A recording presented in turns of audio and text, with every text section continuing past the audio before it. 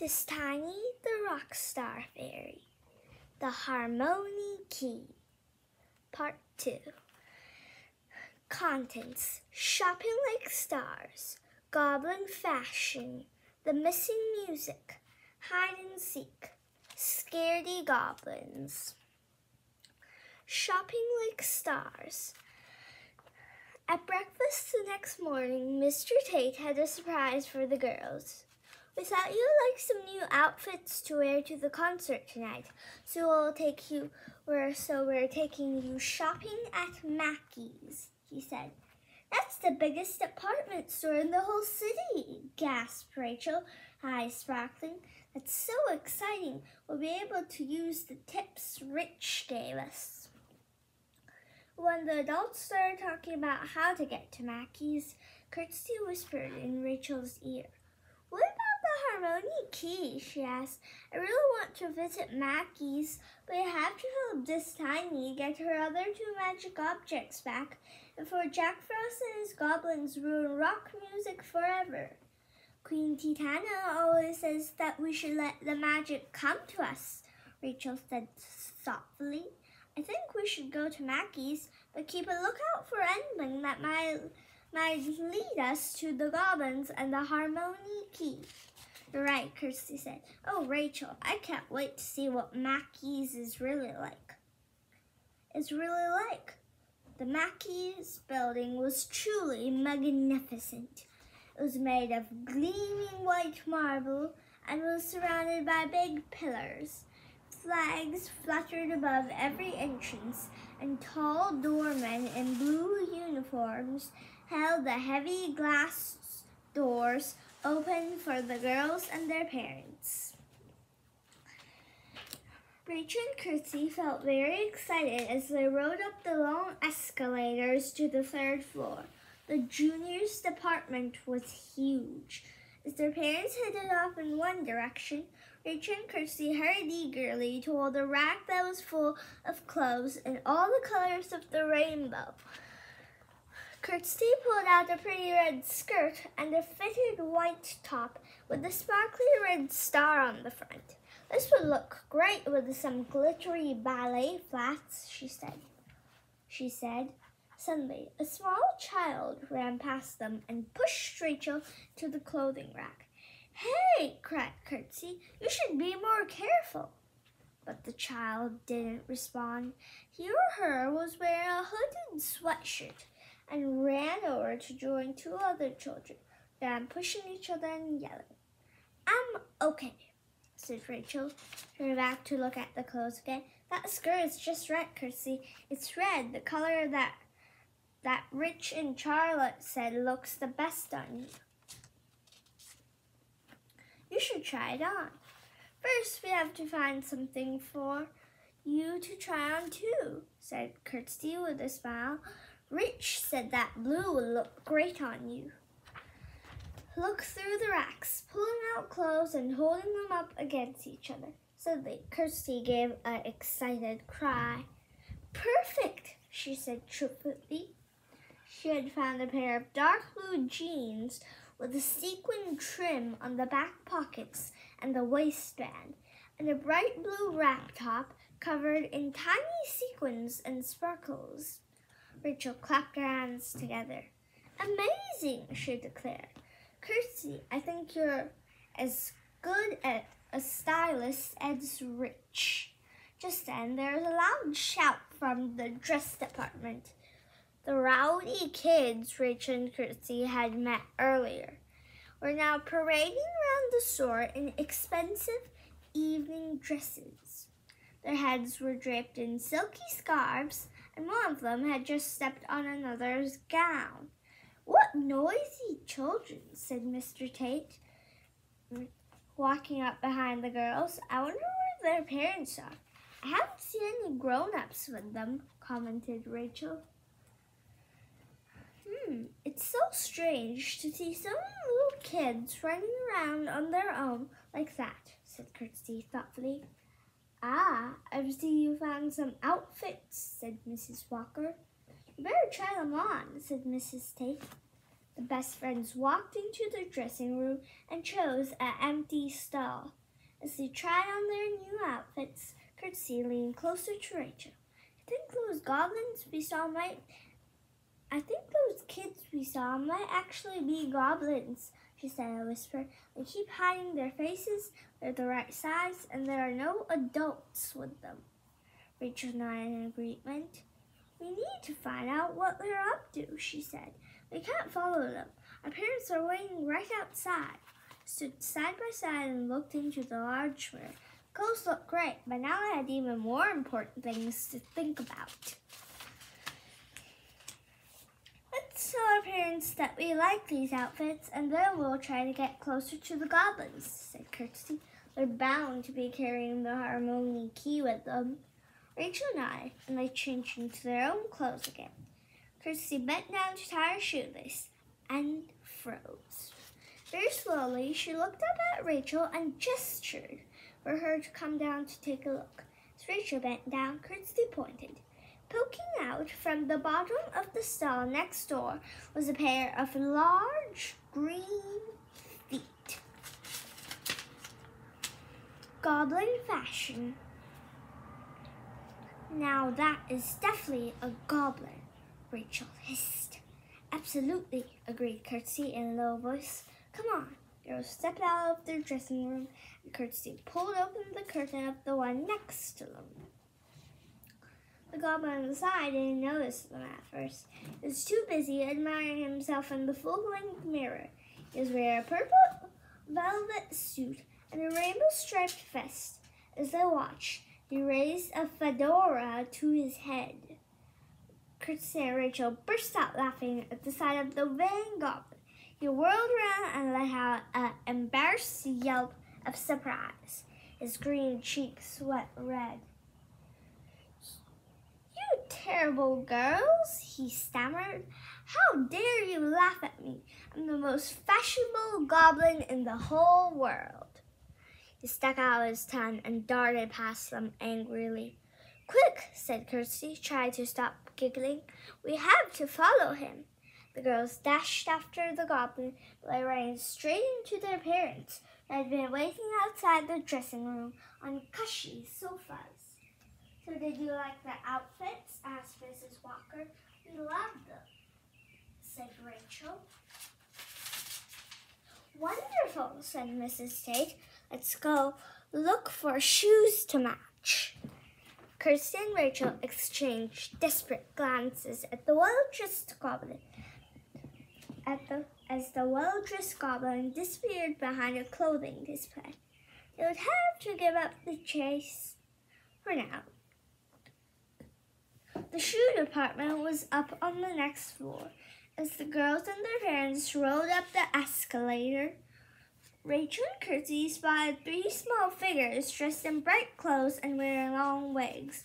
One had bouncing black ringlets, another had sleek blonde locks, and the third had fiery red hair.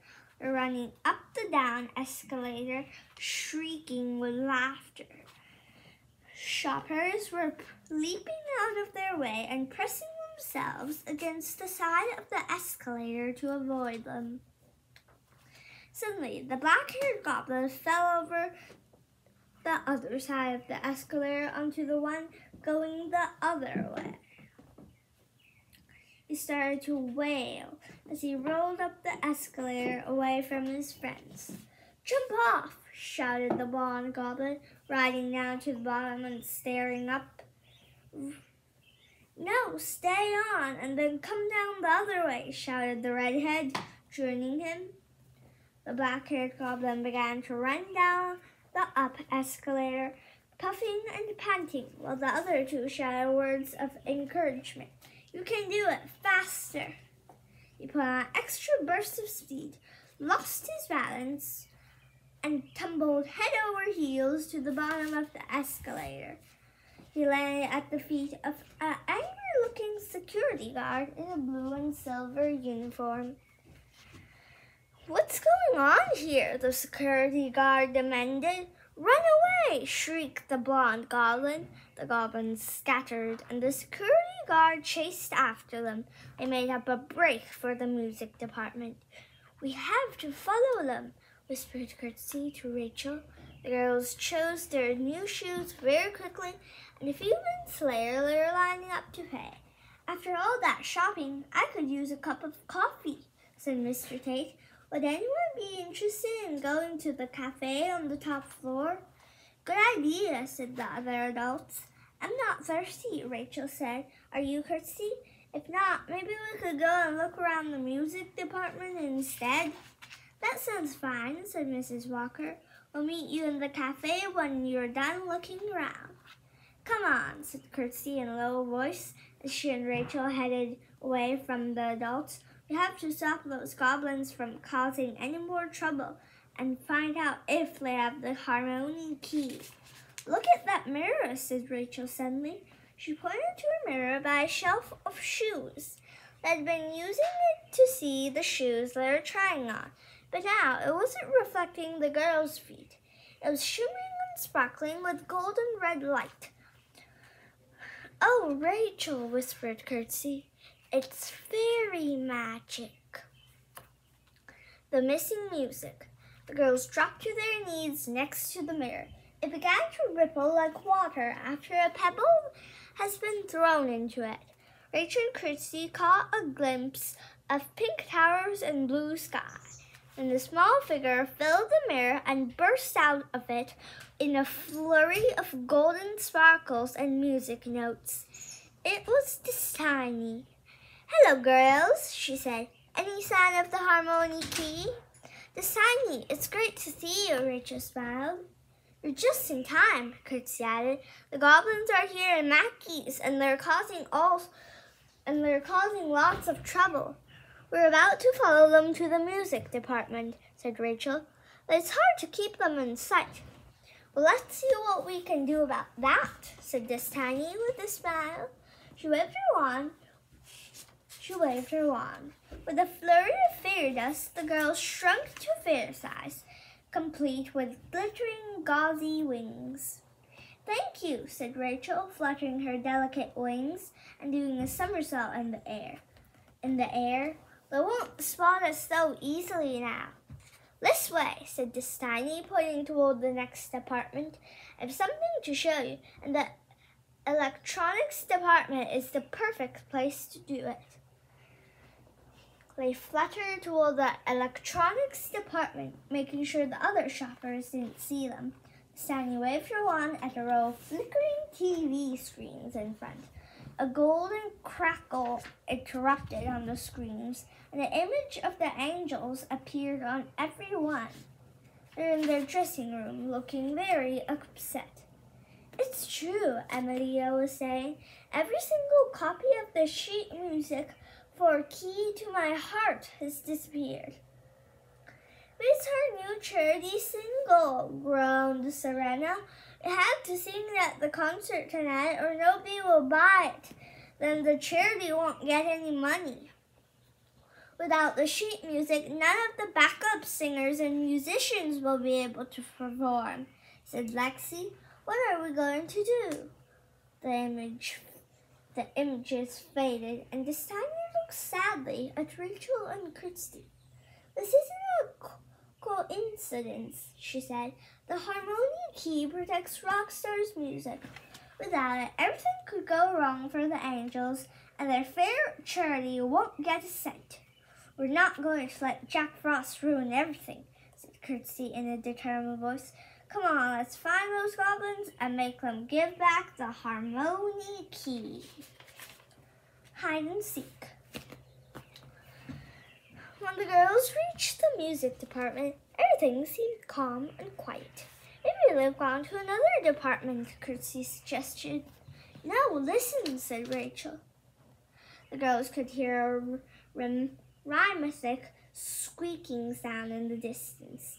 It grew louder and louder until a unicycle with a squeaky wheel sped around the corner, ridden by a goblin wearing a long dress. Close behind him was another goblin on a pogo stick, wearing a pair of heart-patterned pajamas and a curly blonde wig that bounced around as he jumped. A third goblin was wobbling along on rollerblades, wearing an old-fashioned bathing suit and a knitted hat. "More goblins!" cried Curtsy. "Look at what that goblin on the pogo stick has on a chain around his neck," this tiny said, glowing with excitement. "It's my harmony key." The goblin with the key looked very grumpy. The girls in this tiny fluttered closer to hear what he was saying, making sure to stay out of sight. "Stop telling me what to do," he whined to the other goblins. "I'll hide the key later. Right now, I want to play with my pogo stick." "But where are we going to hide it?" demanded another goblin. "We've been all over the store looking for the perfect hiding place, and all we found are those pesky human girls." As the goblins argued, Rachel leaned over to Curtsy and Destiny. "I think I could get close enough to unfasten the chain from his neck and fly away with it," she whispered. "Oh, be careful," said Destiny anxiously. Rachel flew up behind the goblin, ducking down behind his shoulders so that the other goblins couldn't see her. She reached up to unfasten the chain, but one of her wings accidentally brushed against his green skin. "Something's tickling my neck," she exclaimed, whirling around. "Hey, a fairy is trying to steal the key." He yanked the chain from around his neck and tucked the key inside his pajama pocket. "Run away!" bellowed the goblin on rollerblades. The three goblins zoomed into the next apartment, and Destiny and the girls flew after them. They stopped abruptly just inside the entrance. The department was full of kids, and they were the same size as the goblins. "It's the toy department," Rachel groaned. "How are we ever going to find three little goblins in there? They look just like children." "Let's fly up to the ceiling for a better view," suggested Destiny. They fluttered up to the ceiling of the toy department. There were crowds of children gathered around low tables piled high with toys. There was no sign of the goblins. "It's no use," Destiny sighed. "We'll never find them." Suddenly, there was a familiar shriek from the other side of the room. "That's a goblin!" Rachel exclaimed. They flew toward the sound, being careful to stay out of sight, and saw the three goblins staring in fear at a guide dog. It was a gentle golden retriever, and it wasn't paying much attention to the goblins. Their knobby green knees were knocking together. "Help!" squealed the goblin in the brown wig. "It's huge!" He leaped into the arms of the second goblin. "I don't like hairy monsters either," squeaked the second goblin, leaping into the arms of the third goblin, who shrieked and collapsed under their weight. "Those silly goblins," said Rachel as the dog and his owner walked away. "Guide dogs are the nicest dogs in the world." Miss Tiny giggled, but Kirsty was looking thoughtful. "If they're that scared of dogs, maybe there's another way to get the harmony key back," she said. "Did you notice those battery-powered toy dogs when we came in?" "Yes," said Rachel eagerly, "and a wooden pen in the middle of the department." "Maybe we could trick the goblins into thinking the toy dogs are real," said Kirsty. "They might forget all about the harmony key once they get spooked by the dogs," said Tiny. "Kirsty, that's a great idea." "Scaredy goblins. Let's each go after one goblin," said Rachel, "and try to drive them toward the pen." But what about the kids in the department?" Kirsty asked. "Can't let them see us." "I can use my magic to distract them for a few minutes," Miss Tiny suggested. She waved her wand, and a cloud of magic sparkles danced through the air. With a series of popping sounds, they turned into hundreds of multi-colored balloons. A sparkly banner appeared on the other side of the department. It read, "Free balloons." Shouts of delight went up from the kids as they ran toward the beautiful balloons. Within seconds, the area around the toy dog pen was completely deserted. The plan worked perfectly. By zooming up and down the now empty aisles of toys, the girls chased the goblins closer and closer to the wooden pen. At last, Lil charged for, and the goblins collided with a big crash. They tumbled head over heels straight into the wooden pen. The goblins sat up and shook their heads dizzily before realizing they were surrounded by yapping, flipping dogs. Eek! Squealed the blonde-wigged goblin, trying to clamber on top of the second goblin. There are hairy monsters everywhere. Help! Cried the third goblin. Save me! Get off! Wailed the second goblin. Goblins! Interrupted this tiny, hovering above the pen. I want you to return the harmony key right now. No way! Squeaked the smallest goblin. Just at that moment, one of the toy dogs yapped loudly and flipped over, landing on the lap of one of the goblins. I think I'm going to faint, the goblin whimpered. If you give me the key, I make sure you're all safe from these monsters, said This Tiny, folding her arms. Just give her the key, the goblin trembled. I don't want to get eaten. The blonde-wigged goblin pulled the harmony key out of his pocket and threw it to This Tiny, who shrank it down to fair size in midair and caught it with one hand. Those monsters are just toys, she said, rising high into the air. I have to stop causing so much trouble and leave the store. What? Roared the smallest goblin. You pesky fairies. This is your fault, shouted the third goblin to the one with the blonde wig. You and that silly pogo stick. He yanked the blonde wig off the other's head and jumped up and down on top of it. I'm going home, he said grumpily. He stomped out of the toy department, followed by the other goblins. This Tiny and the girls flew back into the electronics department next to the TV screens. They were so excited that they had outsmarted the goblins and gotten the harmony key back. I can't thank you enough, This Tiny said as she hugged them both. I have to take the key to Fairyland so that the angels get their music back in time for the show. I'll come back as soon as I can. We have to find the magic microphone. We'll be ready and waiting, Rachel promised. This Tiny smiled and waved her wand over the girls, returning them to human size, as she disappeared in a shower of glitter and music notes. After a few seconds, there was a golden crackle, and a picture of the angels appeared on the television screens. They were laughing and hugging. Found in the nick of time, Emilia declared, waving a book of sheet music in the air. The girls smiled happily at each other as the picture faded. Then Rachel glanced at the clock on the wall and gasped. Curtsy, there are only 4 more hours until the charity concert, she exclaimed. Curtsy's eyes widened, and she clapped a hand over her mouth in surprise.